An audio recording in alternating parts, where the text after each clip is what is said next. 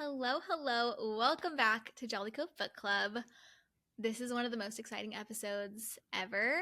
I'm here with SG. Issa is sadly missing today, which is sad because she's missing for one of the most exciting episodes ever, which is I know. so unfortunate. But we miss you, Issa. We miss you so much. We are talking about Swan Song today, Elin Hilderbrand's final Nantucket summer novel, allegedly. I secretly think she's gonna come back in like 5 years and drop another one on us, I think. I'm praying this isn't the end. This can't be. It was a beautiful way to go out if it was, but I'm praying this isn't the end. I know. It's kind of like, how do you follow this up? But also, we need more. Yeah. Anyway, we're talking about Swan Song today. I'm so excited to dive in, but obviously you know the drill. We're going to start with Jolly Drinks Corner, which is so fun. We stepped it up for this episode because that's what Nantucket, that's what Elin deserves. So, do you want to go first with your Jolly Drink, SG? I will. So, this is actually something that Sophie and I had been talking about last week. We had a little pool day. Mm-hmm. We were talking about that we need to be doing better with our Jolly Drinks, like really stepping it up so you guys can look for better themed Jolly Drinks moving forward. We're turning over a new leaf with our Jolly Drinks. I know Sophie's always been good about it, but for us, no, I've been dropping the ball lately. We are gonna be bringing it, is all I'll say. So I made a version of the Pink Lady little drink from the Pink and White Party. It has some of the sparkling pink lemonade from Trader Joe's. It has some grenadine in it. It has a little bit of Sprite. And obviously it has some of the beautiful Amalfi lemons, not really lemons from Publix. It has a squeeze of probably about a quarter of a lemon, and then I garnished it with I didn't have pink salt, sorry. I garnished it with not salt. It was supposed to be garnished with pink sugar. I garnished mine with like regular sugar and a little lemon wedge on top. So flipping cute. In your little bow cup. Yeah, that little bow cup is ridiculously cute. If you're going to make this drink, I believe it calls for triple sec and vodka and raspberry liqueur.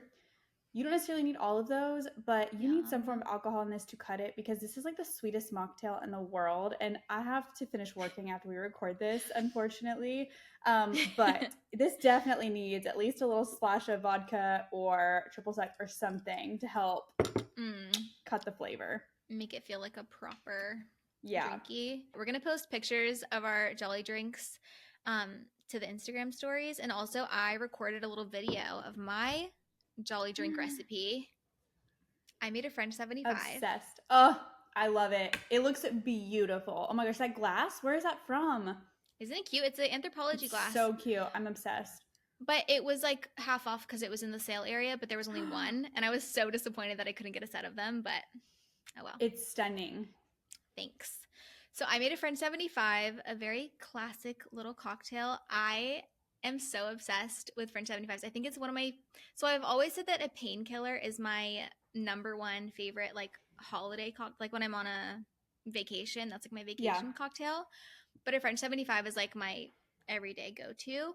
Obviously I don't drink them every day, I wish. But like if they have a French 75 on the menu, I'm going to order it. I've never made one at home though. So I'm really excited that this worked out. So basically, French 75 is just 3 ingredients. It's lemon juice, gin, and Prosecco. So easy. And a little bit of simple syrup, but I actually used honey instead of like sugar for the simple syrup. And I think it just adds a little oomph of like yummy flavor. So good. Like I said, recorded a little recipe video. I was kind of a hot mess while I was filming it, but it was fun to make. So I'm going to post that hopefully to the Jolly Cove Reels. I'm obsessed. I'm leaving out of town tomorrow, but when I get back, I want to come over and have you make me one of those, because that looks divine. It looks absolutely divine. And I noticed is that an Amalfi lemon? Oh yes, of course. In there, of course, freshly flown in from the Amalfi Coast. I only paid $600. I'm just kidding. They're from Publix, actually from Trader Joe's. A little lemon twist, which is really fun. Also, they did mention French 75s in the book. They did. They sure did. Coco made them when she went on her little secret boat rendezvous with Lamont. Yes. And she stole some Amalfi lemons to make them, and I thought that was just So fun. Love that. That's so special. Had to make it. Yay. I'm obsessed. Do we have any other little life updates we want to share before we dive into other things that we've been reading, or just do you want to talk about what else we've been reading, watching? Oh, we can talk about what we've been reading, watching. Yeah, the only life update we have is, well, you had a trip of a lifetime. We haven't talked since you got back from Australia and New Zealand. Stop. How was that? I went on a very long trip. We were away for about a month. I think it was like 3 days shy of a month. In Australia. She was away way too long. It was a long time, but I could have stayed forever, truly, if it wasn't for, my friends and family that I needed to come back to. But we visited Australia and New Zealand. My husband's family lives in New Zealand, if you don't know that. So we were visiting them for a lot of it, but then some of it was like a business trip for my husband, which was so fun. So we got to travel like around Australia. That was an adventure. Your pictures and videos have been insane so far. It looks like the most stunning trip. Oh my gosh, we had such a good time. Like I said, it was a work trip for Josh, so it wasn't like full on just like fun vacation mode, but just getting to explore like Sydney and Melbourne and Brisbane and Byron Bay, like it was a dream. And we went whale watching and it was so fun. But the best part was just spending time with Josh's family and like our little nephew and niece over there. We had the best time ever. So sweet. I can't wait to go back. You should tell them who you made eye contact with. Oh, okay. When I was in Byron Bay, I made eye contact not once but twice with none other than Mr. Chris Hemsworth. Freaking dream. Wow. He lives in Byron Bay. So, like, I knew that about him.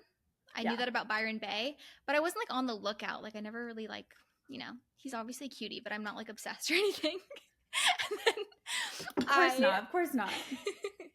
I was walking down the street. We were like having a little shopping afternoon. I was walking down the street, walked past a coffee shop, and I looked up.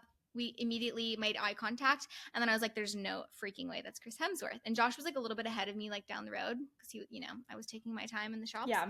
And I like turn around to like do a double take to make sure what I saw, like who it was him. Yeah. That was real. And like I turn around and we were still like eye contact again. That means he was doing a double look back at you. How does that make you feel so? No. He made eye contact with me. Exactly. I can't lie. It makes me feel like really, really special and beautiful. Good. You should. You fully should. Yeah. And then when I saw Josh, I was like, about to like whisper scream, Chris Hemsworth is over there. And he's like, I know, I saw him too. So that was like double confirmation that it was him. And I really wanted to go get a photo. That's like one of the biggest regrets of my life that I didn't go take a photo with him, but we were kind of in a rush to catch a flight and I was just like, whatever, let's take Honestly, I think that makes you more like memorable and mysterious. Like it's kind of like, does she know who I am, or does she just like, a mystery woman on the street? 100%. I was a mystery woman that may or may not have known who he was. No, my little double take, like look back at him, he was like, yeah, she's obviously a fan. Fangirl energy. I was giving fangirl. For sure. But that was really fun and like unexpected. That's probably the biggest like celebrity I've ever seen in real life. I haven't seen that many. Yeah. As far as like A-listers go. That's a pretty big one. He's like an A-lister, right? Like movie star vibes. Oh yeah. Huge movie star. Because he's the one who's the Avenger, right? He's like Thor, right? There's two of them. There's Chris Hemsworth. And who's the brother? No, Liam Hemsworth is the little one who dated Miley. Yes, Chris Hemsworth is Thor. So he's the Avenger. He's the bigger one. Yeah, girl, you met an Avenger, or you had eye contact. He did a double take. An Avenger did a double take looking at you. How does that make you feel? You should feel like the most special woman in the world. Like I said, like I'm on cloud 9 and I'm never gonna forget. Come down, yeah. I know this is a dumb question, but is Thor an Avenger? Like, is that why? Yes. Okay. He's one of the Avengers. He's one of like the main like Marvel guys. Yes. Okay. I haven't like watched. I've seen Thor. I've seen the one that's Taika Waititi directs, that Thor movie. Is there more than one Thor? Yeah, there's like a bunch. There's so many Thors. Oh, I'm so uneducated. There's Thor Ragnarok, and I think there's one Ragnarok between those two. That's like regarded as like the best Thor movie. Okay, I saw that one, and Taika Waititi, he's in New Zealand. He's a Kiwi director, and he's freaking epic. Cute. Like, he's amazing. And we like watch everything that he directs because he has like such a style. The Kiwi humor is so apparent in that Thor Ragnarok. Like we're obsessed. Me and my family love that movie so much. I love that. That's so special. And that's my one. That's what I've seen Chris Hemsworth in. Okay, what have you been reading since since the last catch up book club? I don't know if I had started. I think I had started it, but I wasn't done. I read Malibu Rising. Yes. I've read this book, obviously.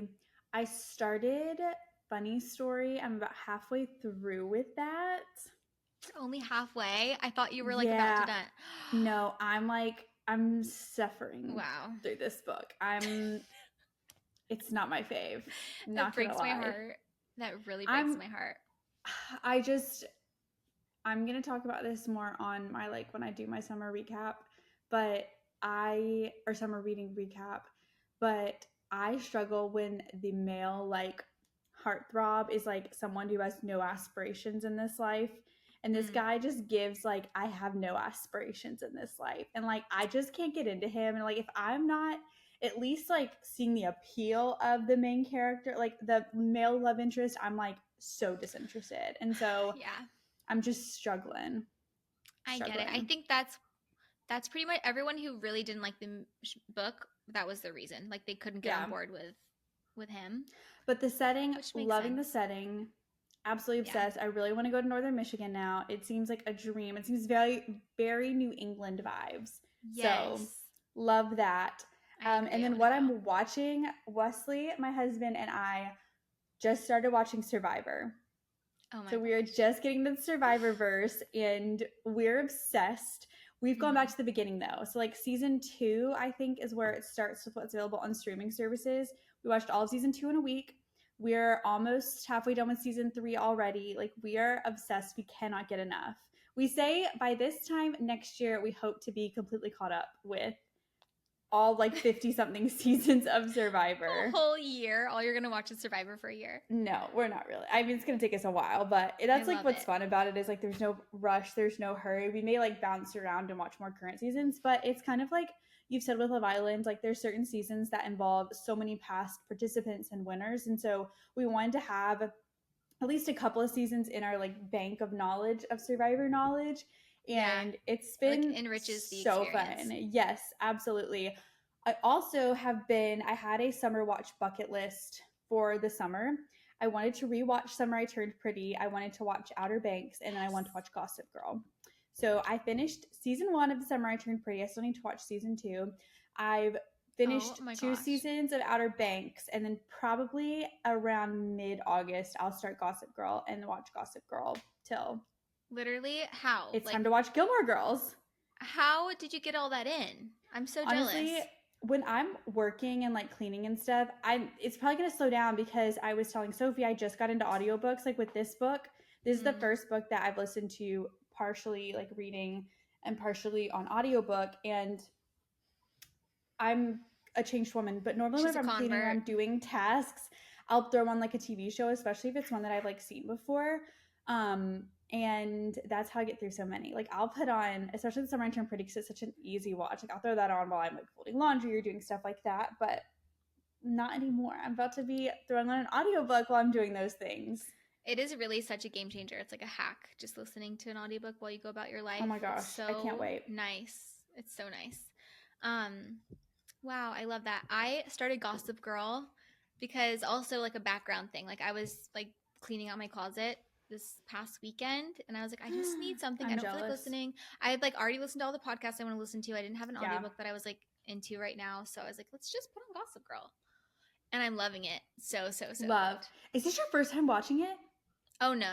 I've watched it through, like, probably, wait a minute, probably 3 times all the way through. Love. It's just such a fun one. And I feel like every time, I don't know if you feel this way, every time I watch it, I'm like, I need to go to New York immediately. Like, I need to be on a plane. I need a trip on the books to go to the Big Apple. No, I feel the exact same way. It's just the best. Other than Gossip Girl, I've been watching Love Island.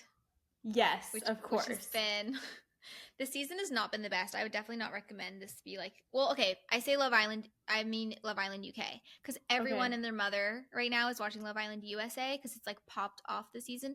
Though Love Island USA has never been popular before. Like it's always like, I've never really heard anyone talking about it, but this season, it's the only thing that anyone's talking about is USA. But of course, we're watching UK and it's like not a great season, even though UK is usually better. Just have to So say that. because of that, will you go in and watch USA? Like, will you go rewatch it? Like I'm so tempted to, but there's so many episodes. It's literally on Monday through Sunday. They're off only on Saturdays. So there's 6 That's episodes a week. wild. And they're like an hour each. Like there's no chance I'm going to be able to get through that. Maybe if there's like a really, if I get sick or something, God forbid, and I'm in bed for like a week, I can like binge it, but I don't foresee, especially because like it's done now. I think the finale was a couple days ago. So Yeah. I probably won't. Fair.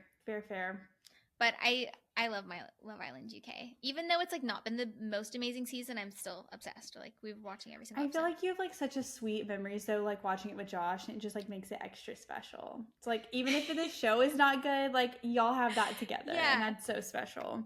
Yeah, I realized this year we've been watching Love Island for 8 years. Every single summer we've watched Love Island for 8 my gosh, flipping that's so years. cool. Isn't that That's crazy? so cool. Yeah, I love That's a that. lot. Why am I getting a thumbs down? On our FaceTime. Thumbs down just popped up. Yeah, it's AI so said funny. we don't like They Love say Island. you need to do something else with your time. That's what they said. No, that's so special though. That's so sweet. Anyway, yeah, Love Island is fun. It's obviously like absolute trash TV, but there's something about it, like the relationships, not just between the love interests, but like the friendships that are built. Yeah. And it's just so cute and so funny. I love it. So anyway, it's almost over. There's probably 1 week left, I think, of the UK season. So we're getting through it. I think we're on episode like 55. Like there's so many. Oh my gosh. And we're That's keeping insane. up. What have you been reading this summer, Soph? Okay. I have read, I can't remember like if I mentioned this on the last episode because I'm confused about where we left off as far as like what we talked about on the podcast, but one of the best things I read this summer was Lies and Weddings by Kevin Kwan. Did I talk about that last time? It's the same author as Crazy Rich Asians. Okay, did I talk about that on the last episode? Yeah, you did. Okay, shoot. The Crazy Rich Asians rings a bell. That has been a highlight of my summer reading because it was just like such a fun book. I gave it 5 stars on Goodreads. It's just like the most fun. Like I laughed so much and it was like so juicy. It kind of felt like an Elin Hilderbrand book in the sense that it had like a huge cast of characters. Yeah. And it's like just so extravagant and bougie and so fun to read. So I absolutely love that and I can't stop thinking about it. I actually have it right here. Just making more editing for myself, but if you're watching on YouTube, isn't it a beautiful cover? That is a beautiful cover. What the heck? I love that. Kind of a chunky book too. Love that. That's so cute. It's a signed first edition as well because I got it at Oxford Exchange and they always have like signed copies of everything. We need to take a jolly trip over to Oxford Exchange when I get back. 1000%. Let's do it one day when I come back. Yay. Okay, fun. Woo-hoo! Okay. So Lies and Weddings I've read. I also read Lady Tan's Circle of Women, which was so good. I read it because it was a Redheads pick for Redheads Book Club. Cute. And I love listening to the Redheads even if I haven't read the book because they do a good job of like, well, they talk about other stuff too, but they also like tell you everything about the book. So even if I'm not like interested in reading it, I don't care if it like gets spoiled for me. It's just fun to listen to the girlies chat. But anyway, absolutely. I was interested because I just heard so many people talking about this particular book. So I thought I would read it along with them and I loved it. I gave it 4 stars. It was so fascinating. I listened to it on Audible, which I think was a good move because I think it might have taken me a little while to get through if I was reading it a little bit slow in the beginning, but really good and just like fascinating insights about Eastern medicine and like women like doctors. Yeah. I actually think you'd really love it. It's a historical fiction, but it's set in China like hundreds of years ago, which is a time period I've never read about and I didn't know anything about. So it was genuinely like very eye-opening and it's based on a true story. Like this woman is real. Lady Tan was a real Chinese medicine doctor back in the day that like helped women mostly like women's health kind of stuff, like babies, and it's amazing. I need to read. Okay, I'll add that to my TBR. I'm shocked I haven't brought that up to you sooner. No. I'm glad that came up. What else have I read? You said you needed to tell me something funny. Oh, yeah. Sorry.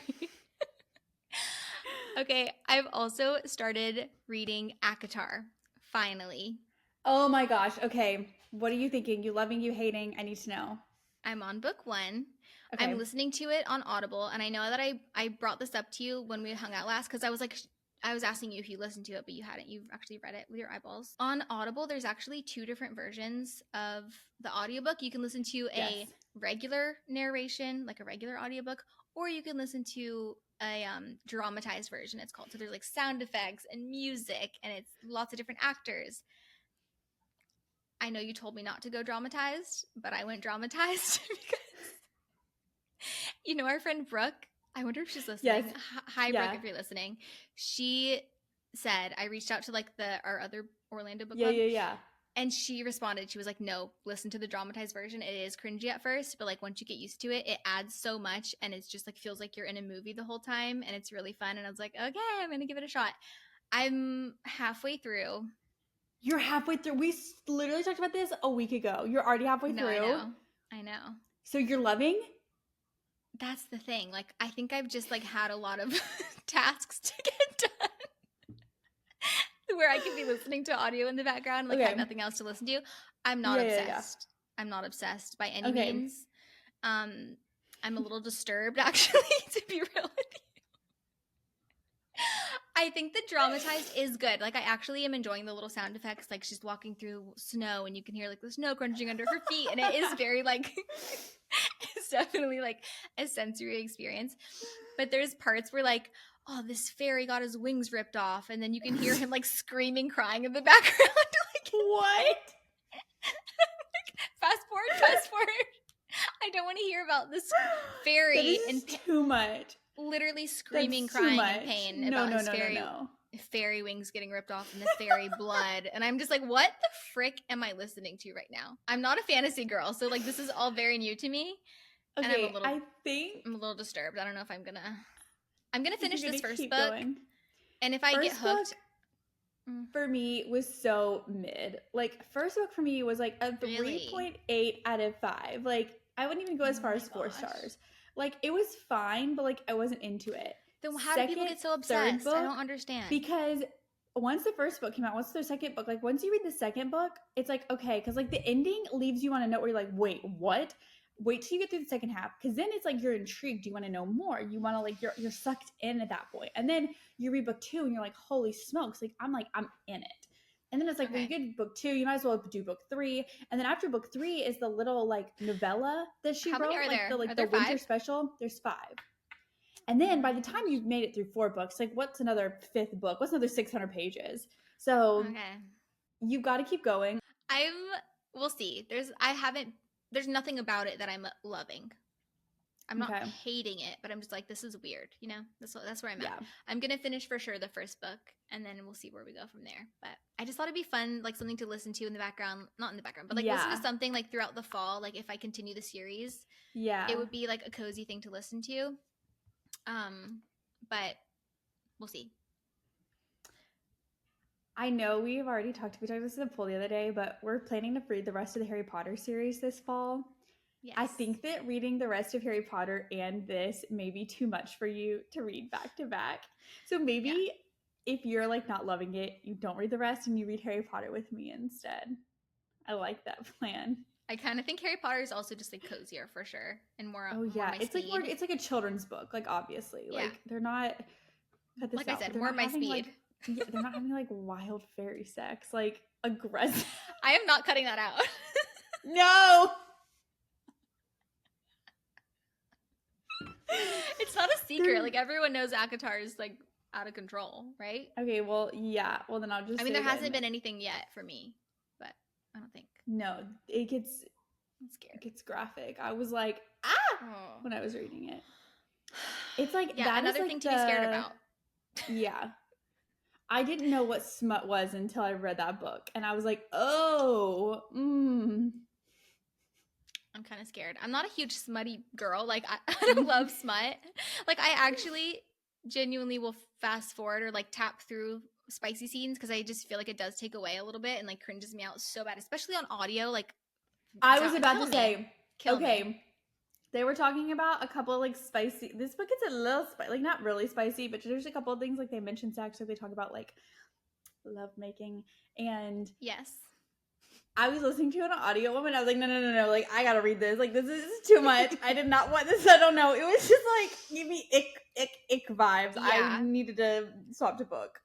Yeah, and Ellen is very, very, very tame and like subdued. Yes. She has like, yeah, there were definitely sexy vibes in this book more so than her other books, I think. But with all the different, there were so many graphic couplings. Yeah. In this book, I mean, they were at the end when Ed was like, "This is not the way I wanted to be taking my shirt off. I thought I was going to be taking my shirt off at the end." I'm like, "You're like old. You're like my dad's age. Like, I don't need to be picturing this." I'm screaming. That's so funny. Okay, we're going to have to do a little timestamp and let everyone know that if they want to listen to just the Swan Song book club chat, they're going to have to fast forward like 40 minutes at this point. Yeah. Not but this actually, is good. We've been talking about a lot of like book content. Yeah. You know, like. Yeah. This could be like its own episode, truly. This like, what do they call it in the toast? The pre-Fast Five banter. Yeah. Pre-book club banter. Yeah. Love. But this is what book clubs do. Even if you're in person with a book club, like you end up just talking about a million other things. I love that. I love that. So hope you guys have enjoyed this pre-book club chat. I will put a little disclaimer, like, I don't know, in the description or whatever about when it actually starts talking about the book club for like, you know, any random listeners that have come and don't care about us or what else we have to say. Okay. Should we get into Swan Song? I think we should. I just like don't want to then because it's going to be over, you know. I just don't want this moment to end. I know. Our last Nantucket summer. Honestly, I've just tapped into the world of Elin Hilderbrand and her Nantucket Summers. It's only my second Elin Hilderbrand book to read. So, like, I'm just feeling like you're like, this is it. Because you've read all her other ones, right? No, I actually haven't read all of them. So it's not, like, it's just sad that there's not going to be, like, every single summer for the last several years. I've been, like, so excited about Ellen's new book. Oh, my gosh, but yeah. I do have a lot that I haven't read yet. I've probably only read half of them so far. There's by the time you get through the rest of her Nantucket Summer ologies, she'll have put out a new one by then. You know it. Do you know, did I tell you or have you heard that she is writing a book with her daughter? With her daughter. Yes. You were telling me about that. And it's going to be like cozy so fall special. Vibes. I'm pretty sure she's... It's giving Gilmore Girls. 100. I think she said it comes out September 2025. So we have a while. Okay. But it's going to be like next boarding fall? School. Yeah. Love. Stay tuned until September. Our book club book announcement. I'm so excited. Oh, for sure. That's going to be book club book. That's going to be a Jolly Cove pick for sure. 100%. September 2025. Mark your calendars. I'm excited. But yeah, I do have a lot of Ellen books to read. Okay. I didn't realize this was only your second. I don't think I knew that. I thought you'd read like a few other ones. That's kind of crazy. So you read Hotel Nantucket? I read Hotel Nantucket. I have 5-Star Weekend on my TBR. But I haven't read it yet. And then this one, and I keep saying like I really want to read Golden Girl, I really want to read A Perfect Couple, like all of those. Yes. But I just haven't got around to it because now I'd only been reading books with my eyeballs. Now that I'm going to be reading books with my ears, like the whole world is my oyster. I'm like, I'm going to be able to get through double the books. Truly. That's like the only way I get through so many books is because of audio. Well, I feel like I'm going to want to listen to them while I'm walking now too. Like I never listened to audiobooks when I was on walks. So now I feel like, again, this just has opened up so much. I'm so excited for you. Wait, if you're watching on YouTube, I hope that you can appreciate Soph and I both came in navy and white striped sweaters. Yes, we did. And pearly jewelries. Like we're looking very, I didn't even realize we both have on our little pearls. We're looking very Nantucket, very New England coastal queens. It's giving we came prepared. We came prepared. We had to step it up for Ellen, like I said. Literally, our queen. It's what she deserves.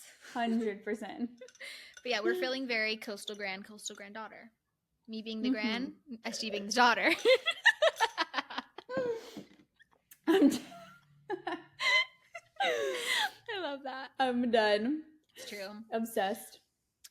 Obsessed. I don't think Jolly Cove knows that the alternate title for this podcast was going to be Age Gap. No, Generation Gap. Generation Gap. Because SG is a Gen Z and I'm a millennial. I'm a millennial by like 2 years cut off, and she's a Gen Z by like a year or two cut off too. So we are in different generations, but it's okay. We're still besties. But I will constantly... The age gap, we're at age gap friendship. Yeah, she's going to do the Gen Z heart, and I'm going to do the OG regular Taylor Swift heart. I'm dead. Because this is the ugliest thing I've ever seen in my life. No, it's so cute. It's Haney. It's just so funny. The Hain de la Hain. Hain de la Hain. What is that from again? I don't know. I was copying someone else talking about it. Oh, Kit Keenan. I was going to say, I just know we kept saying it at 38. Everything was the Hain de la Hain. Hain de la Hain. That means disgusting. Heinous. Okay, moving on. I'm screaming. Okay. What did we think of Swan Song? Just brief overall thoughts. Loved it. I loved there was like the mystery element of it. I got started reading, I know I've talked about this before, but I got started my journey of reading as a young girl reading Nancy Drew books. So like anytime there's like a little light mystery, like I'm always there for it. It feels like I'm going back to my roots. For me, once I got established like who was who, like I don't know, I was like very interested very quickly. Like it didn't take much for this to be like something I was like, oh my gosh. And it didn't take me a long time to read Hotel Nantucket, but it definitely took me a while to get into it. And I was a little bit afraid that was going to be a trend with Elin Hilderbrand books in me. And that was not the case at all. I was like 2 chapters in and I was already like, I need to devour this book like as quickly as possible. So, okay, good. Yeah. Loved. Obsessed. Can't wait to go back and read more. Yes. What about you? The way I was so relieved whenever you told me that you were enjoying it, because I was just like, it's hard to gauge because I read so many Ellen books and this is her final one. So I know there's like tons of like reoccurring characters from her old books and just like Easter eggs, and like her vibe is so apparent in this book. And like, I don't know if I'm biased because I've read because I'm already such a huge fan that like no matter what she wrote in this book, I would like probably eat up and be obsessed with. So it's hard to tell like, okay, do I love this because I love Ellen and I already know all of these people, or is it, you know, is it actually just good on its own as a standalone? So that made me really happy that you loved it. Absolutely. I think too, like, because at first I texted you, I think I was like 20% of the way through at this point. I was like, I don't know if I'm equipped to talk about this book because I haven't read a bunch of her other books, but I hope that this lets anyone maybe who's listening that hasn't read a ton of Ellen books and is maybe thinking about reading it, that like anyone can read this book and still feel totally connected and like get engrossed in the story. You don't have to have like a huge, I'm sure that definitely helps enrich it, but I don't think it takes away from the story at all.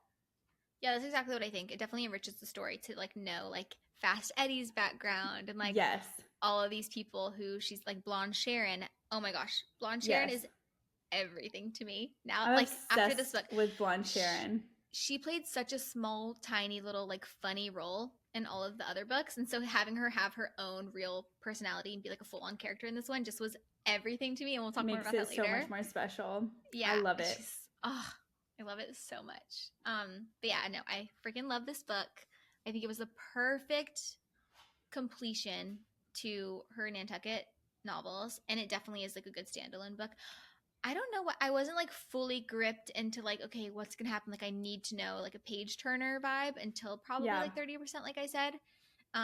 Just because like getting to know Coco and like the Richardsons and what they were about, and I was just like, I don't know if I care about any of these people, but then I cared very, very, very much, like pretty quickly. So I enjoyed it so much. I love that. Are you going to go back and read the rest of the books in this series?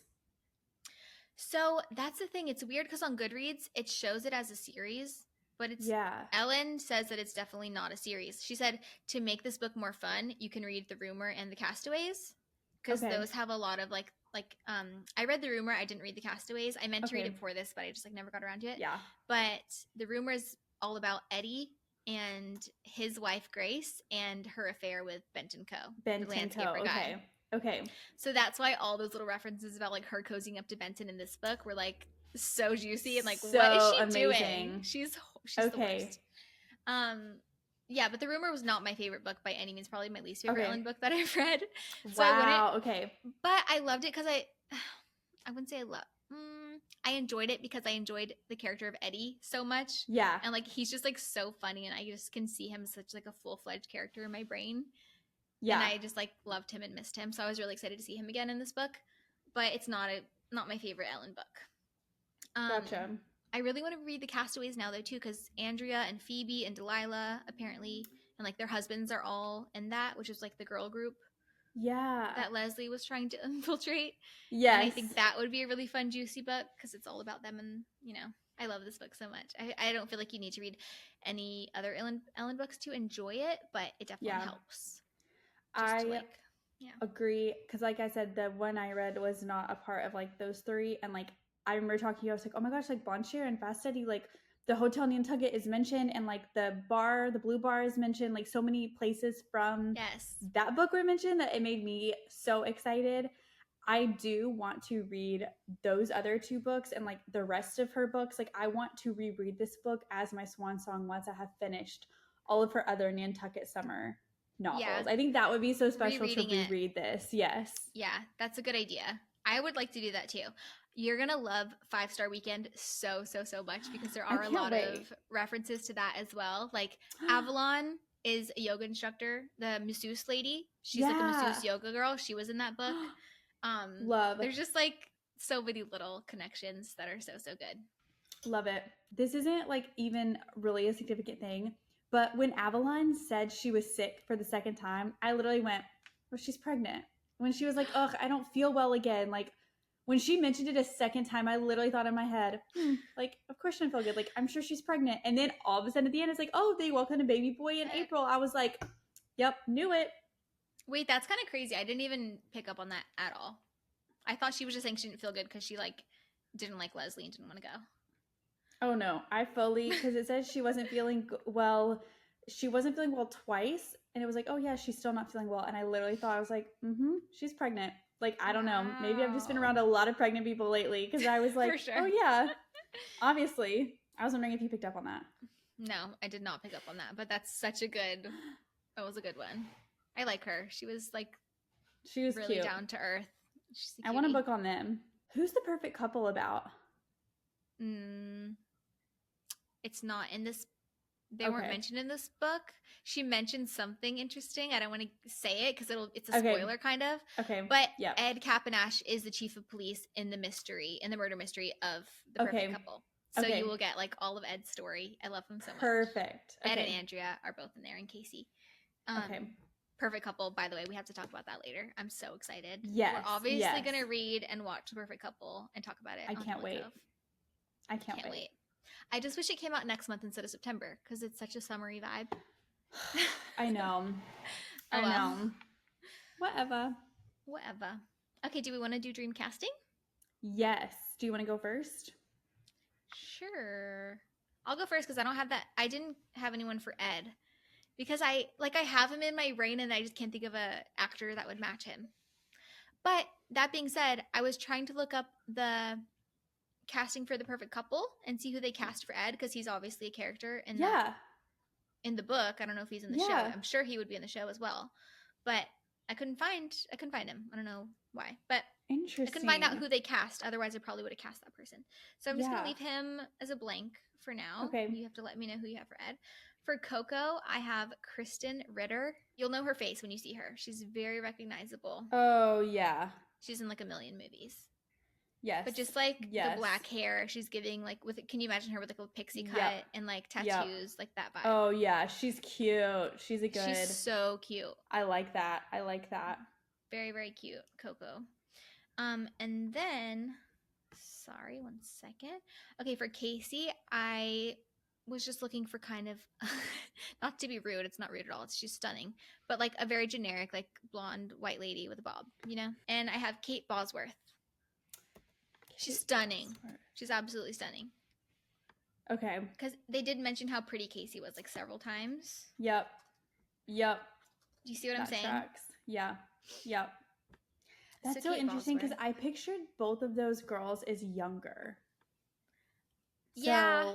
You're right. They should be a little bit younger. No. I think that's fascinating. I love that. They should be younger. I just like couldn't keep searching for more actresses that fit the bill that were a little bit younger. Okay, for Blonde Sharon is the last person who I have in my brain as the casting, and I chose Reese Witherspoon.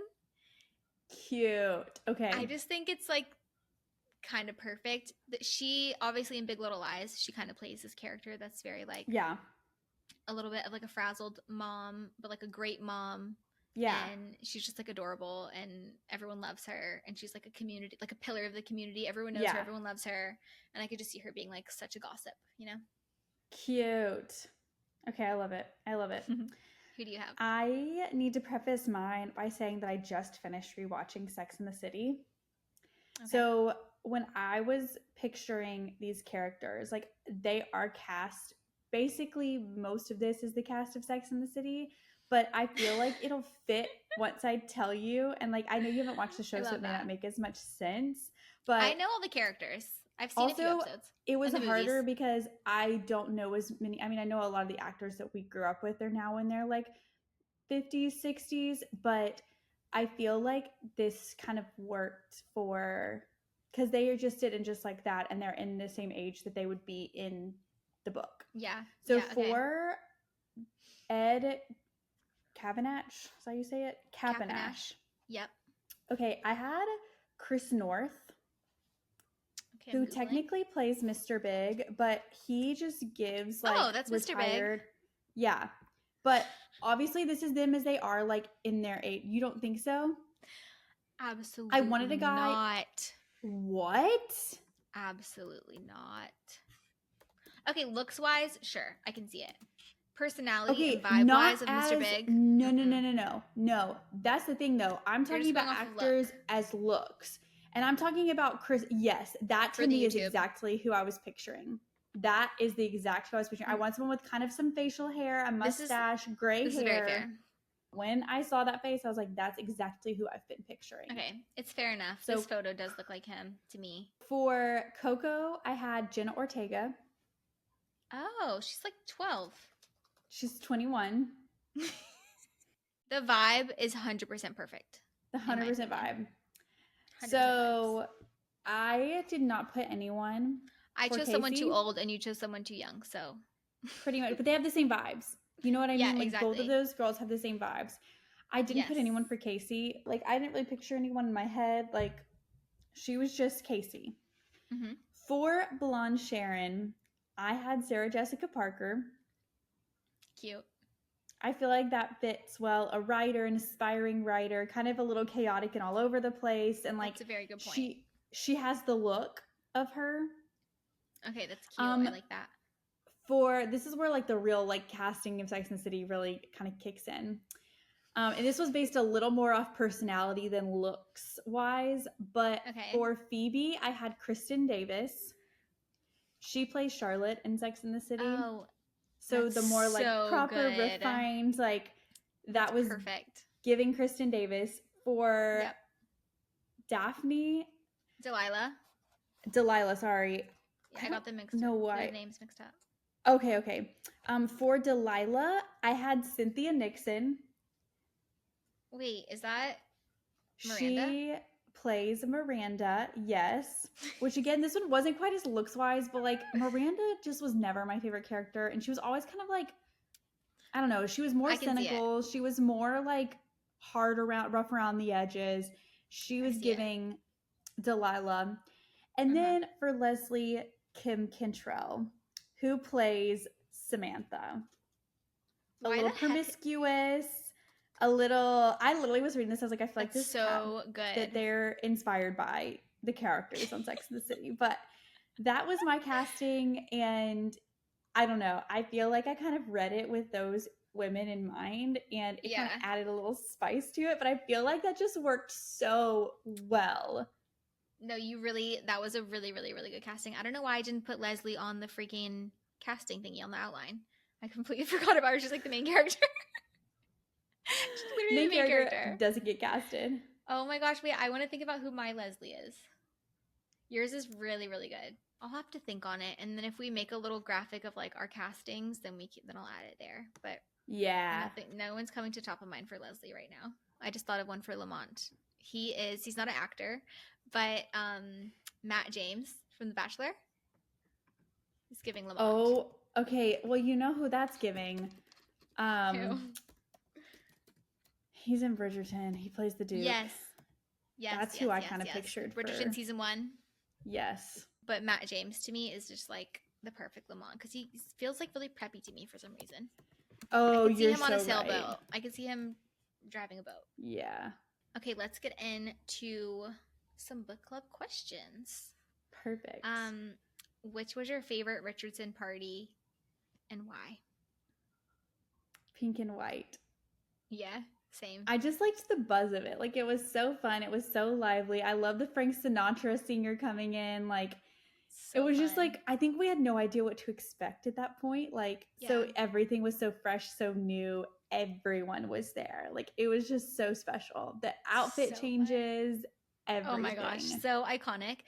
The hand delivering of the invitations. Oh my gosh. Envelopes at the door. So special. Unreal. Calling your girlfriends to see if they got one. Like, I want to be there. I want to be like, oh my gosh, did you get an invitation? Like, that's so fun. We need a Leslie to move to town, but that's like not a psychopath, you know? So that we can 100%. 100%. I would love that. I feel like we never got a good idea of why they wound up I mean, like, I know he was like evading tax evasion, but I feel like we were missing a chapter on like why they kept getting booted out of every city they tried to live in. I think people just realized like how slimy she was. Yeah. And was just like, oh, we don't want to associate with her anymore. Yeah, because she was like all over everyone's husbands and like lying about the donations that she was going to make, like pledging these donations and not making them, and just like being oh my gosh, a horrible person. Horrible woman. Craziness. I also really love the rainy day party. That was like, I think she ended up making it. Was it Indonesian day drinking themed? It was day drinking. It was Indonesia themed. I love that. That was like insane. So fun and kind of more spontaneous. She just like threw it together, but it was like such a vibe. But it was still fabulous. Love. Because that's the one she cozied up to Romeo at. I'll never forgive.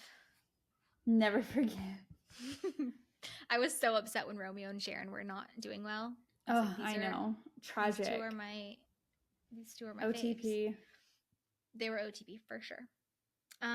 Okay, I just want to like dive into everyone's, because there were so many storylines and so many like different relationships and dynamics going on. So what was your favorite storyline to follow, or did you have one? I loved following them all. I think my favorite one to follow was, I'm torn. Casey's was so interesting with her story with Isla. Yeah. And like their drama, because it's like, is that going to somehow come into play later? Like, obviously it did throughout the whole book. And like, whenever she was worried about the selfies mattering, like that made me so stressed and so anxious. Like, why would you lie to your friend about that? Like, that stressed me out. And then Coco's was obviously fascinating. I liked following Blonde Sharon's and the ladies, but like, that wasn't as much fun to me, I think, because I haven't read all the background books. So I was more interested and invested in some of the newer characters. But and I just kept waiting. I knew the shoe was going to drop on Leslie and Bull, and I was just like waiting for it. Like, I wanted to know the ins and out of their lives, like the Amalfi Lemons drama. Like, I wanted to know all of that. I was living for that. Fascinated. Absolutely fascinated. Same. Like, the Amalfi Lemons will live rent free in my brain for the rest of my life. Forever. I'm just obsessed. Like, that's what we want. Like, that's what I love about Ellen's books. They're just like so funny and like so specific. Yes.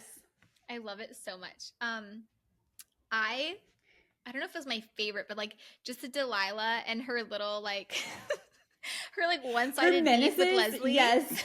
So friggin' funny. I just could not stop laughing about like all of the interactions between Delilah, and then when Delilah and Blonde Sharon like saw each other in the bathroom, and she's like, Delilah's like, okay, my life is over now, because she just heard me, like, it's gonna be the talk of town because Blonde Sharon just heard what I said. Yes. She's gonna spread it like wildfire. I was dead. Delilah was just funny because she was like so desperate and so just like such a mess. Yes. I just thought she was funny, and I found her chapters very entertaining. trying to get into the Field and Oar Club.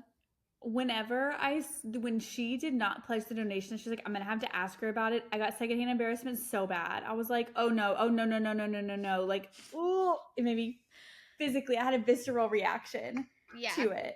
Yeah, I liked Casey and Coco's friendship. I thought they were really cute. I was also just like, what's going, because in the beginning it kind of makes you think that they might get together, because the way that they described Coco, and obviously we know that Casey is gay, I was like, are they gonna get together? What's going on here? Did you think so? I thought just for like a few chapters. It wasn't like, obviously once Lamont came into the picture, then I was like, okay, this is gonna be Lamont and Coco's story. I didn't love Casey and Isla's story. I was just like, it was just so annoying. Like, Isla was infuriating. Oh yeah, I think it was more so like, I don't know, I was just like, okay, she left and she was always, I don't know, it was entertaining to me. I was like, okay, what is gonna happen? Like, something, they're not telling us this. If there's one thing you learn from reading a bunch of books, they don't give you information that doesn't come up later on at some point, especially something like that. So I was like, okay, what is going to happen? What's going to be like the ball drop? Which, like, to me, it kind of ended so like meh. But like, obviously that added because the pictures and like her sending the pictures is like part of what led to the breakdown. But I was like, I don't know. What do you think about Coco and Bull's relationship? I was stressing for her. And him, but I kind of like Bull. I did too. I think Bull like wanted to do good, and he just like loved his wife. Like, genuinely, I think he loved his wife a lot, and like to a fault. Yeah, wanted to make her happy, and like unfortunately, that led to his own like demise. But like even at the end, like he stayed with her through going to jail. Like he loved her, and he would do anything to make her happy. It's like kind of sad when you think about it. But I really respect Bull because like he could have taken advantage of Coco because she was in a very vulnerable position and he was clearly at the upper hand. She was ready. She was kind of ready to. She was like, okay, if this is what I have to do, like, you know. And then he was like, absolutely not. Like, I'm married. No, like, okay. And I was like, okay, King, like go up, okay, King. Get it. Yeah. Yeah, I kind of loved Bull actually. Justice for Bull. Bullfinch. Literally. I just love that he was Australian as well. Yes, I did think about you. I love that. I love that for you. Yeah, but he was definitely sketchy. I didn't like what he did to my guy Eddie. He was trying to like scam them. I know. He was trying to cut Eddie out of a deal, which I didn't appreciate. When Bull was like, I love my wife and she loves everyone, I was like, that is so upsetting. Like, how do you live like that? I'm gonna cry. It was so sad for like what? For like, why do you like her? She's the worst. I mean, she's fun, but she's the worst. She's a character. She's the definition when people are like, oh, like they're a character. Like Leslie is why we call people characters. Exactly. Did you have any running theories about what happened to Coco? Like, were you predicting something? Were you shocked? I wasn't that shocked. I figured she was going to come up alive. Like, Elin Hilderbrand, in the books that I've read of hers, I didn't think that Coco was going to be like, did. But I definitely thought Leslie pushed her. Like, I thought Leslie found out she was with Lamont and got insanely jealous because this woman has never been told no in her life. And so she decided, she just was like, all right, fine. Like, I can dispose of you. You're easily disposable. Like, this is a threat to me. And so booted her over. But it seemed more so like she did push her, it wasn't like super intentional. Right. So I feel silly because I should definitely know, but like, was it a little bit vague about what actually happened? Yeah. I know that. Yeah. Because Coco had the opportunity to say, yeah, Leslie pushed me, and Leslie would be done. She was like, I truly don't know. She really said, I don't know. Wow. She said, I could have either pushed over. And Leslie, and from Leslie's, when we get kind of Leslie's POV, she's like, I went out for a smoke. And she's like, I mean, did I imagine I pushed her over? Because she said, I thought about it. And she's like, next thing she knew, she was in the water. And she's like, wait, did I? And so it's like, we don't ever know. Okay. Wow. I think she pushed her for sure. Do you really? Yeah. Even if it was like a...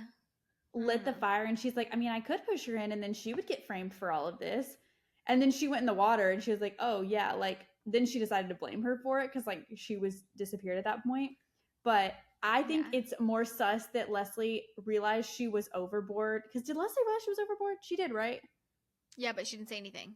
Exactly. To not say anything, that's giving sketch. That's giving Go to jail. sus. For sure. I'm glad she got done.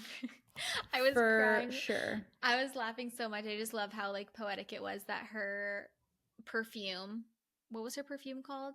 She had like some special Guerlain perfume that was ended up like that's how she set the fire.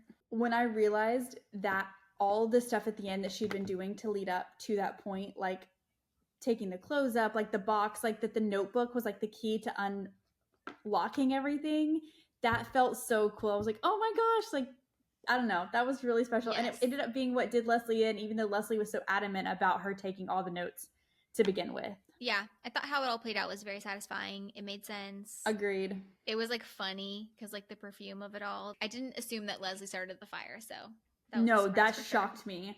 Yeah, that was good. I was shook. Okay, next question. Why is the quote, "Tell me, what is it you plan to do with your one wild and precious life," repeated throughout the book? It was even the title of the very final chapter, which I thought was very beautiful. I did too. I think because like the whole idea of like a swan song is that it's like one final whatever your swan song is for. And so I think they were trying to emphasize like obviously this was the swan song of Ed's career, but it was also like the swan song of his life.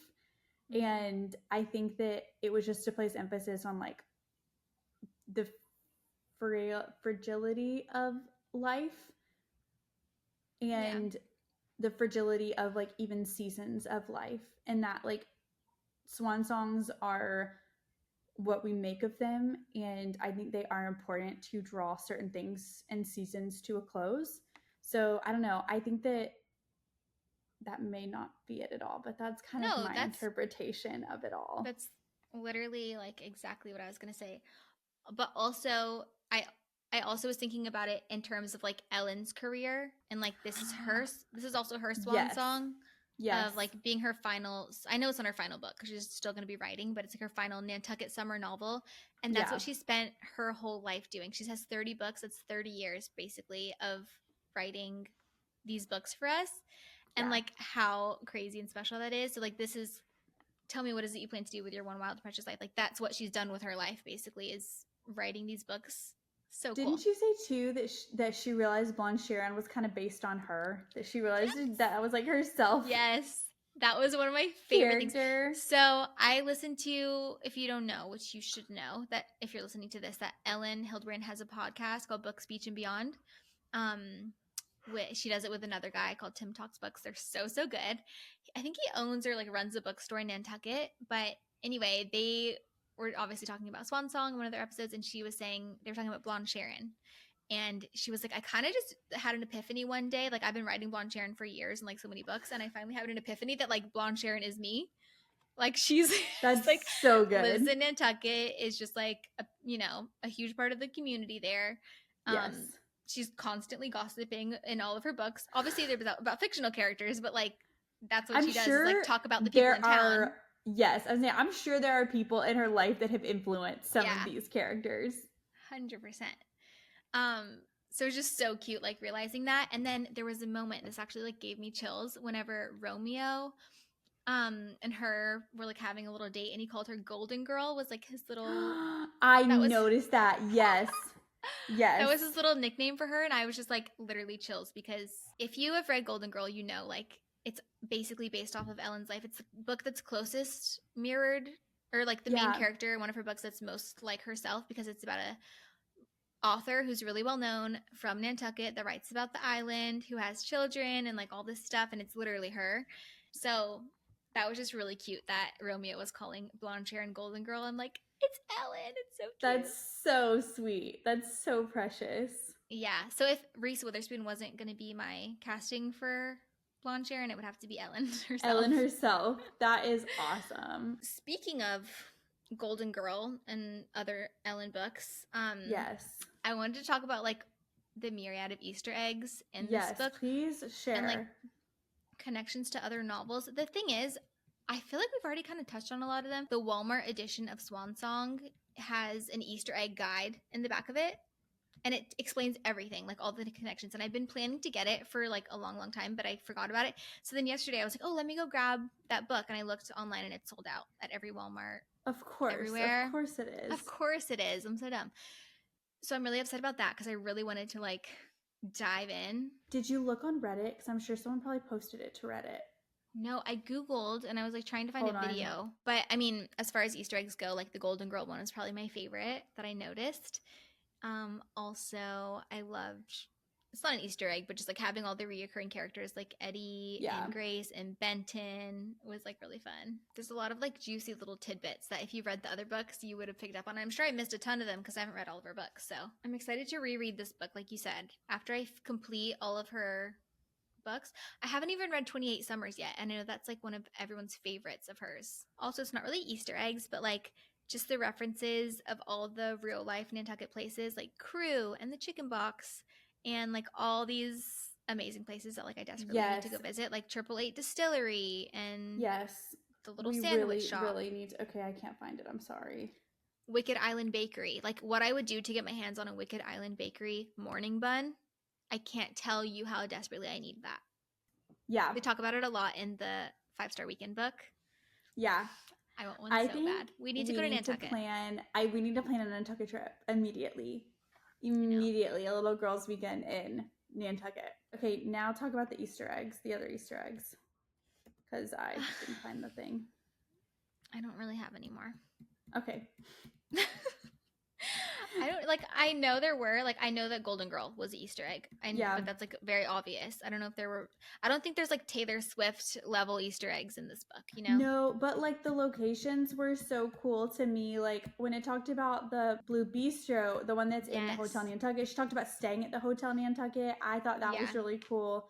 And that's the only one I've read. And obviously like Fast Eddie and Blonde Sharon are both in that book. And I thought it was just, if you've read one of her books, like they're all connected. And I think that just makes her books extra magical. Yeah, there's nothing like, I guess they call them interconnected standalones, which just like it sounds so crazy, but that's the best because it's like she creates her own little universe, and so like you know these people, you know these places, like you feel like you're actually there even though you've never visited Nantucket. It's so special. She mentioned just one little, just like I don't know if it's an Easter egg, but just like references from other books. I guess that is technically Easter egg, but she talked about Carson Quinborough being like the bartender at the Chicken Box. Yes, and I was like important. Yeah, she was from Golden Girl. Okay. Yeah, and I just thought that was cute that like she's still there. So the ending scene when she talks about Ed going through the cases from his career, are those references to the other books in this series? Yes. Yeah. Because she talks about Fast Eddie, and then she talks about a murder mystery case. So I'm guessing that's Perfect Couple. Perfect Couple. Okay. 100%. And then she other talks book. About Vivian Howe dying in a car, like a hit and run. That's Golden Girl. Yes. Wow. That's not a spoiler alert because that happens like right away. Yeah. A lot of, pretty much all the storylines of her other books. I don't know about every book, but a lot of them were brought up, which I love. That's so special. I love that. I can't wait to go read them all and then reread this book after I can't wait to talk about all these books with you. It's so fun. What did you think? Did you think that Lamont, whenever she got to this place, she arrived at the Richardsons' house, she's seen Lamont, we know she obviously has a crush on him, and he like acts like he's never met her, and we find out the rule. Did you think that was the end of their story, or did you like kind of have an inkling that they were going to get together in the end? I felt like for sure they were going to get together more. I was like, there's going to be some sneaking around.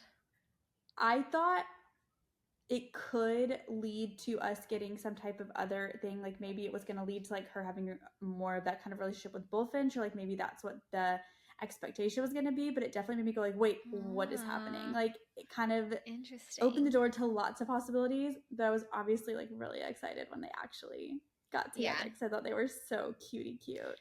They were so cute. And like the scenes with like him taking her to his mom's house. I'm like, oh my gosh, this is legit. I cried. That was the sweetest thing in the entire world. So precious. I love so Lamont. Sweet. And when she was like, oh, like I don't have a mom who like does these, like I just wanted to cry. I loved her and Lamont's storyline, and like sneaking around is like I fun. did too. Oh I yeah. was like, Sneaky I was link. nervous though, because we didn't know really until he brought her to his mom that like he was legit about her, He was and I thought serious. maybe he was. Yeah. I was so worried that he was hooking up with Leslie like behind her Oh back. my gosh, like, me this too. Cannot happen. This cannot happen, and it didn't. Me so too. it's really good. Okay, do we have a favorite character? I know there's like a million in this book, but Coco was my favorite character. Not to be basic, but like Coco and Lamont were my favorites. I love them too, but I think Blonde Sharon had to be my fave. Just because of like I've seen her pop up so many times. Yes. I just loved like getting more of her, and her little writing career storyline was so cute and funny, and I just think she's hilarious. Like when she was at her first little writing lesson on Zoom, and she like thinks that she's like, oh, I didn't see a ring on the instructor's finger, so I like pulled my shirt down to give it a little more cleavage. I'm like, Sharon, what? Unhinged. It also kills me to like funny. Picture this woman like going up to the dock to watch everyone get off and like taking her little notebook and her like little notebook scribbling about what she's seeing. I'm like, that's so Sharon though. Like she's just like the town gossip. She just wants to no one batted an eye. Yes, everyone just knew. Everyone's like, yeah, that's Sharon. I also like loved Leslie and the way you like love to hate a character. You know, like I was so intrigued. I was so interested. I was like, what is their dirty secret? Because they have to have one. Yeah, I really need them to make this a movie. I was going to say, I would love to see this as a movie, and I would have loved for this book to be double the length. Especially with how many character storylines we had. Like, I want to know even more. I needed even more. I know. I would love that too. Did you have a favorite scene that stuck out? 2. Okay. And they're kind of quotes that get into it. Okay. So the first scene, it's early on in the book. It's whenever Coco is seeing the island for the first time. She says, sailboats in the harbor bob on colorful buoys. The row of summer cottages fronting the water all have gray shingles and crisp white trim, window boxes bursting with spring flowers, snapping flags. Coco didn't have a clear picture of what Nantucket would look like, but it's everything she wanted it to be. Classic, charming, a freaking postcard. Love Just that. like that description was insane. The other scene I loved, and I literally highlighted it. It was in chapter 25, Single Ladies, and the note I put was, we need to be here. They ordered 2 glasses of rosé and a dozen fifth points from their bartender, Carson Quimboro, a legendary Nantucket badass who directs them to 2 stools overlooking the scene on Jetty's Beach. Striped umbrellas and sandcastles, mothers chasing after little kids with bottles of sunscreen. Love it. It was like obviously the start of their night out, but I was just imagining sitting overlooking in Nantucket with rosé, oysters is obviously the oyster catcher, and just like it just felt so picturesque. I was imagining like wearing like a little sweater and the cool crisp breeze, and seemed heavenly. So those are my 2 favorite like scenes. I love that. I love that your scenes are more just like vibes of like because just wanting to be immersed in Nantucket. I think that is different about this book than other books that we've read this year. Like a lot of times it's like, oh, the scene whenever this happened, the scene whenever that happened. But one of the beautiful things about Elin's books is like the book, like Nantucket is the scene for everything. And like her descriptions of Nantucket are so magical that the entire book is my favorite scene, you know? Yeah, I get it. For sure.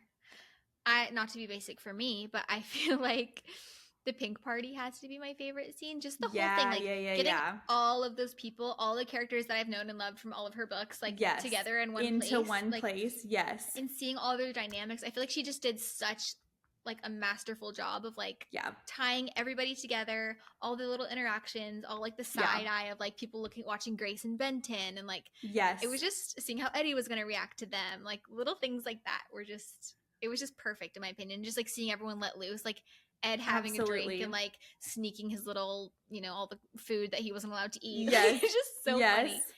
The flippin' skinny dipping, I was like, who are these people? This is crazy. I'm glad it never got to a point, because they did kind of allude to like that these people were swingers vibes, yes, and I'm glad it never got a little crazy like that.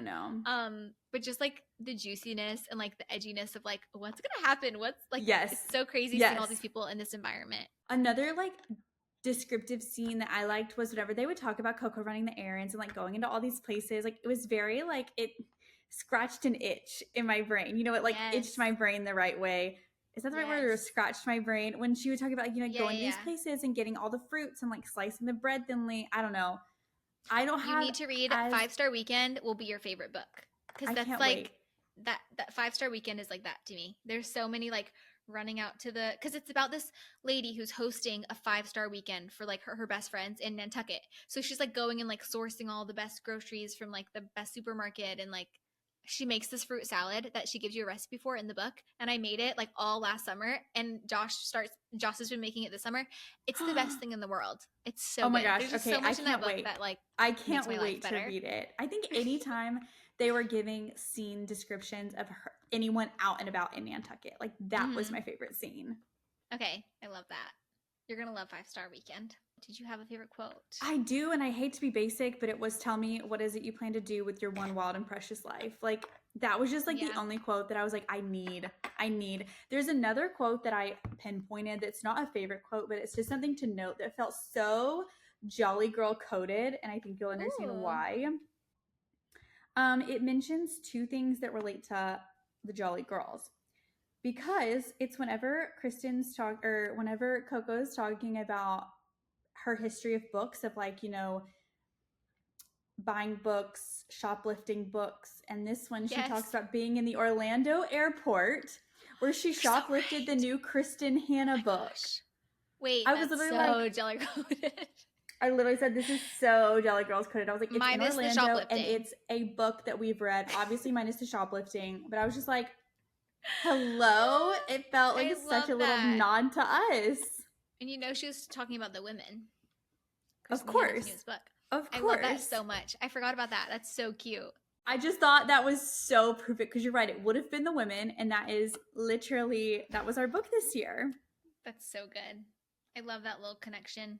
I love that Coco was a book girly, and that I know the amount of references to all the books she was reading. I'm like, I want to make a list and like make a little TBR for real. Coco's for real recommendations. The Secret Life, no. The Secret Garden, no. It's on a chart. This shows how well read I am.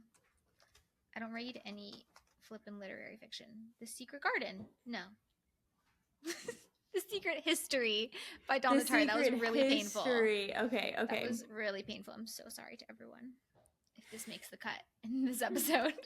The Secret History. I'm like, I need to read that, because I've heard about it so many times, and then her talking about it and being like, I can't believe they never made it into a movie. I'm like, okay, I want to read that now. Also, randomly, there were so many pop culture little pop culture references. Like she talked about Mr. Beast. I was dying about Talked about Mr. Beast so much. I was like, this girl, like, she's obsessed with Mr. Beast. Her kids literally must love Mr. Beast. Her sons. Mr. Beast, because she kept going on about him. I was like, there's other YouTubers. Here's a fun little side note story, which I don't know if this is going to make the podcast because no one cares. But Mr. Beast was in Australia when we were in Australia, in Sydney, at the same time as us, and he was doing this huge thing where he called right in front of the Sydney Opera House. We were wondering why is there so much stuff going on? There was cranes and insane crowds of people at the Opera House. Yeah. When we were on the ferry going to the zoo, we saw all of this, and so we were looking at what's going on. Mr. Beast is in town. He's throwing some event in front of the Sydney Opera House. We're like, what the heck? And then we saw this other YouTuber. His name was Slingblade or Slingshot or something. Anyone called Mr. Beast is gives me the ick. Have you seen any Mr. Beast videos? No. I just know he is. He is pretty iconic, and his videos are insane. Okay. So I understand. Do you know that he has billions of followers? Yes, I know he's humongous. But anyway, he's very an intriguing character, and I just thought it was funny that she talked about him so much in the book because he was so top of mind for us. Yes. When we were in Australia, I was like, what the heck? It's so weird. That's awesome. But anyway, Laserbeam. That's the guy that we saw at the airport. So we saw this guy. He looked really cool. He looked like he was famous. And he was going through TSA right in front of us. And Josh was like, he looks really familiar. And I was like, okay. And then we see, once we were looking up our Mr. Beast stuff, Laserbeam was a guest in the Sydney, because Laserbeam is from Australia. He was guest co-starring in one of Mr. Beast's videos. And we're like, we saw Laserbeam on the way to meet Mr. Beast. What the heck? So just, me and Josh at the cornerstone of all these cultural moments. Literally. Throughout our travels. Literally. Just so the fact that this man goes by Laserbeam, it's Laser Beam and Mr. Beast, baby. It's so like not our It's vibe. giving ick. It's for boys, you know? It's so for boys. We're coming to the end. We're going to wrap up this episode kind of soon if we can stop yapping, if we can stop our yappers. But what did you think of the ending? Because I saw some people, like, I thought the ending was very clear and upfront about what happened. But some people were like, did he actually die? What was going on? Like, what do you think happened? I personally think he died. I think he died too. I don't want to think he died, but he died, defo. No, it made me really upset because like he was like just the way they were talking about how excited they were to finally just like hang out and have time together, like him and his wife, and just enjoy his golden years. Do you feel like it was out of the blue, or do you feel like they were kind of hinting at it, like with things like, I shouldn't have done that. Yeah, the food and the she definitely made it. I was kind of waiting for this to happen. Like I knew, like from page 1, where it's like his first little get together, and they're talking about, you know, don't have too many chicken fingers or whatever the heck he was eating. I kind of figured something like this was going to happen, but it was really, really sad. It almost makes me want to like knock off points from the book because I'm like, I just want to see everyone happy. But it is very poetic and beautiful, and I understand like it makes sense, the swan song. Yeah. And he's such a huge character and such a huge part of a lot of her other books that it did make a lot of sense. But it was kind of like a weird like montage-y dream vibe. You don't really know for sure, but it makes sense to me that's what she meant, that 100% he was done. Okay, I need to know your Swiftie soundtrack. I've been waiting for this. I've been so excited for this. Tell us, what are the Taylor Swift songs that correlate to this book for you? So really there was just one that stuck out, and it was so obvious from the beginning to me. It is from the album Folklore, and the song the last great American dynasty. I just got chills. That's so good. It just, the whole lines of it, Leslie, the parties, the house, everything. Buying the big house. Yes. How did that not come to me? Oh my gosh, you're so right. I literally have chills. That's crazy. You're so good at this. I love it. What the heck? That's so perfect. I also was thinking that a song that would be sweet for Coco and Lamont in a way was August. You know, salt, air, rust on the door. Like, it was kind of giving August, especially because they were hooking up mostly in August and, like, you know, slipped away, sneaking around, everything. But then obviously they end up together. So it's, like, not exactly the same, but, like, similar, like, lovely the vibe is there. New England energy. But no, the song of the book is The Last Great American Dynasty. That is so good. It's literally the story. Like, the craziest woman this town has ever seen. Insane, yes. She had a marvelous time ruining everything. She did. That's so good, SG. I love that so much. Thank you so much. Slayed. What did you rate this book? So on Goodreads, you can't really do half stars and stuff. So I did, you can't, can you? At least you can on the Kindle. You cannot. Okay. So for Goodreads, I gave it a 5-star. But for the purposes of the pod, I'm going to give it a 4.8. I loved this book. It was such a fun read. I liked that there was a mix of mystery and a mix of romance. I liked that it kept me on my toes. I liked that it was a page turner. I love the setting of it. I love the characters. Like, I devoured this book. So I'm going to go 4.8. That makes me so happy. I love that. I have to give it a solid 5 stars. She's my queen. I've like contemplated 4.9 because I don't want Ed to be dead, but like that's just me being a baby, you know. Like, it makes sense, and it is more like powerful and poetic and whatever if he does. So I understand. So I'm giving it a 5. I don't know. Because part of me is like, I don't know if this was like truly, I want to save my 5 stars for being like so special. Yeah. Especially on the pod ratings. Like, Goodreads, I'll give like a 5-star much more easily. But like, I always round could be a full 5. That's how I feel. But I really think 4.8 is where I'm going to sit. Like, maybe even 4.9. And that's a really good rating. That's like incredibly good. I loved this book. And I think maybe if I had read the others, it would be a full 5. So like, I can't wait to see what I rate it again after I've read other books. I think you'll give it a 5 after you read all the books, because the nostalgia aspect of it and like the specialness of like being with all these people for so long, 100%. it makes it hit a little harder, I think. Yes. Okay, so the average rating between the two of us is a 4.9. That's incredible. Amazing. Probably That's our highest yet. Our highest yet, for sure. I wonder if Issa was here. I really need to get her to, like, she needs to read this book. I don't know if she will. Yeah. Anytime soon, but if she does, we need to get her rating and we can factor it in. Get her thoughts. Absolutely. That is a wrap. Or not. What is on the rest of your summer TBR? Okay, well, this is good because it leads into the announcement of the next book that we're reading for book club. Yeah. So our book club pick for August is going to be Summer Romance by Annabel Monaghan. This book has been so hyped for like pretty much the whole summer since it came out. So I feel like a lot of people have already read it and would hopefully be excited to listen to the episode. And if you haven't read it yet, then you have plenty of time because that episode will be out like towards the end of August. No, actually it's going to be out more mid-August because we're going to do like a fall, like a fun, like looking forward to fall episode at the end of August, which I'm so excited about.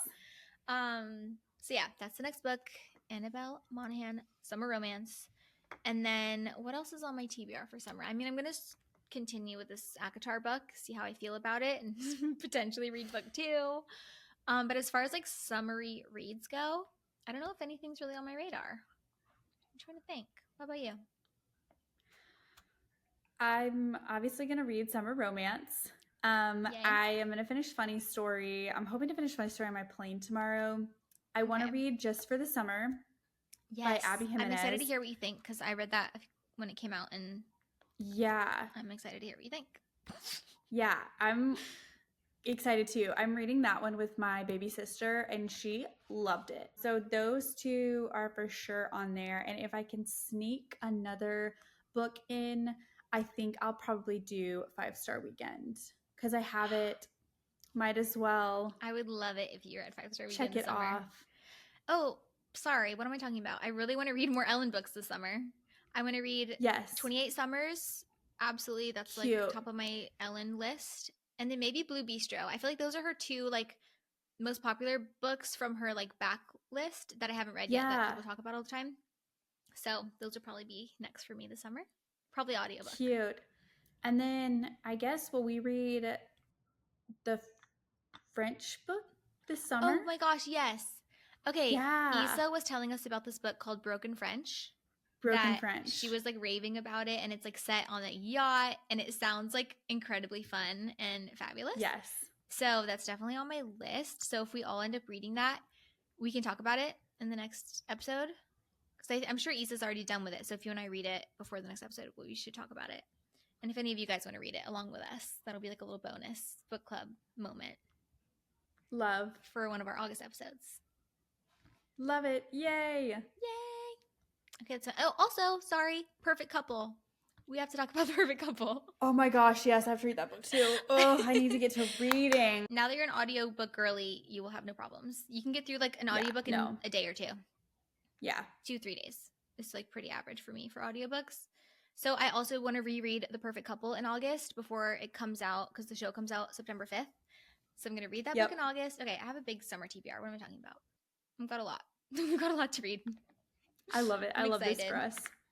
Woohoo! Yay. Okay, this was so fun. I love this episode. I hope you guys loved it. I do too. I loved getting to talk about this book with you. It was so good. Don't forget to go follow Jolly Cove on Instagram and potentially TikTok. We're going to start posting more content.